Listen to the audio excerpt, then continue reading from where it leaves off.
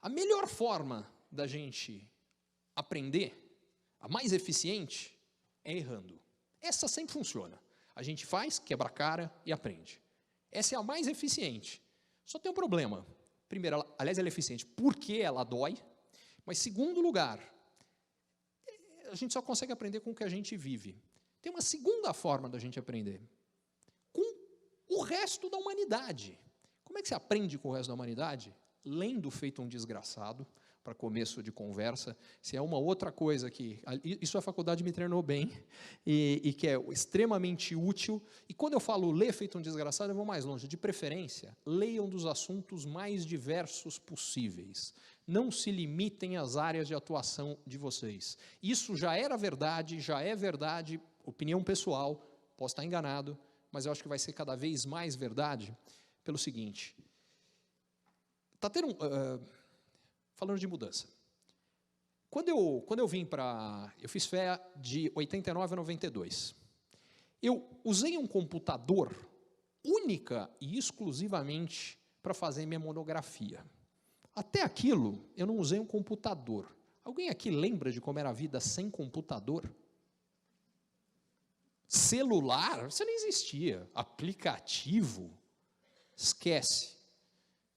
De lá para cá, o desenvolvimento da capacidade de processamento, a tal da lei de Moore, cresce exponencialmente, o que significa o seguinte: em alguns anos vai acontecer o que o pessoal da área chama de singularidade, que nada mais é que a capacidade de processamento dos computadores ultrapassa a dos seres humanos. Isso significa o seguinte: a realidade do mercado de trabalho futuro é que, quando as máquinas entraram no mercado de trabalho, quando teve a primeira revolução industrial, tinha um monte de gente preocupada que falou, espera aí, tem uma linha de montagem, vai roubar o emprego do cara que ele entra com o negócio e parafusa a porca. O que aconteceu é que aquele emprego deixou de existir e outros apareceram. Hoje, o que vem por aí, num futuro que eu desconfio que não vai demorar tanto, é que funções intelectuais, e algumas muito bacanas, vão mudar ou deixar de existir. Quer um exemplo? Qual é o médico, por mais genial e brilhante que seja, que vai conseguir pegar 1 milhão de casos de uma determinada doença e estudar para conseguir sacar quais são, de fato, os sintomas que você consegue usar para dar o diagnóstico correto? O computador vai fazer isso em 1 hora. Na sequência, você pega um cirurgião, o cara foi treinado, tem uma habilidade desgraçada, o grau de precisão que uma máquina vai ter, aliás, em alguns casos já está acontecendo, para operar, vai superar a do cirurgião. O que isso aqui traz é tudo que é análise de dado objetiva, o que é execução. Eu desconfio que as máquinas mais cedo ou mais tarde vão fazer melhor que a gente. O que sobra para a gente? O que eu, pelo menos hoje, e até onde a vista alcança, as máquinas não são capazes de fazer? Criar. Criar de forma criativa significa, entre outras coisas, você pega uma área de conhecimento, pega outra área de conhecimento, pega a intersecção dessas duas e chega em algo novo. Vou dar um exemplo. Uma das coisas que eu sempre gostei muito, eu adoro psicologia. Acho que vale uma parte. Minha mãe é psicóloga, meu pai é publicitário. O que significa que, em parte, explica porque eu pensei em fazer publicidade, tinha uma influência paterna. Por outro, desde moleque eu tinha os livros todos de psicologia para ler em casa, li e adorei. Mas o caso que eu queria trazer é de um cara que está me motivando a um projeto novo, que eu venho me dedicando há alguns anos e que está nascendo agora, que é um projeto educacional. E que vem do seguinte, muito vem do aprendizado de um cara chamado Kahneman, que é um psicólogo que ganhou, Daniel Kahneman, que ganhou o Prêmio Nobel de Economia. Por quê? Porque ele foi o primeiro cara que trouxe para a realidade do mundo da economia a realidade.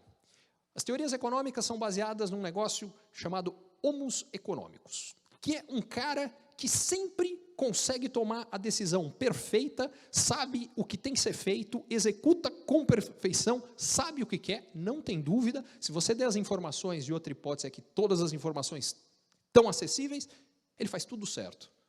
Vocês conhecem alguém assim? precisou um psicólogo vir para falar, mas é engraçado, a gente não é assim. E a gente não é assim. A parte dessa história do Kahneman que eu queria contar é que o que ele mostrou é que o avanço de determinadas áreas normalmente vem com influências de outras.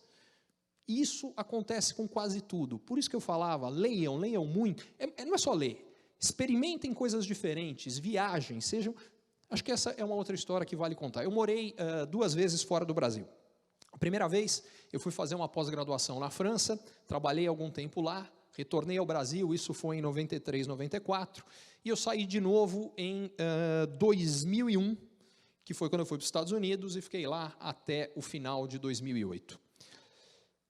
Uma das coisas mais legais de ter tido a experiência de morar fora foi passar a ver as coisas aqui com outros olhos. Os outros olhos era pegar coisa que eu assumia, é assim que funciona, e descobrir, não é. Em outros lugares é de forma diferente.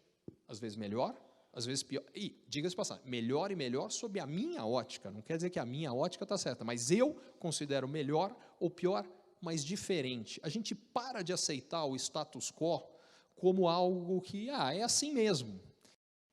E essa é outra habilidade que eu acho que, olhando para frente, a gente tem que valorizar. Não aceitar o status quo. Em particular, no momento que a gente está vivendo no Brasil, eu acho que isso é mais claro, mais marcante. Uma das coisas eu acho impressionantes, até o livro que ele comentou, que eu vou estar assinando depois, lá, o Depois da Tempestade, é sobre isso. Uma das minhas motivações para escrever o livro é que eu acho que o Brasil plantou nos últimos anos sementes potenciais de uma mudança de atitude que podem ser muito bacanas, se a gente regar, cuidar e as sementes continuarem. Pela primeira vez na vida, nós brasileiros estamos cobrando a classe política, o que é fantástico, porque os políticos, e isso é humano, o que eles fazem é buscar o que é melhor para eles, não para nós. E não é porque, porque isso aí só tem bandido, é porque é uma característica humana, o que também não quer dizer que não tenha muito bandido. Mas, enfim, o meu ponto aqui é que a gente precisa fazer as coisas irem na direção que a gente gostaria.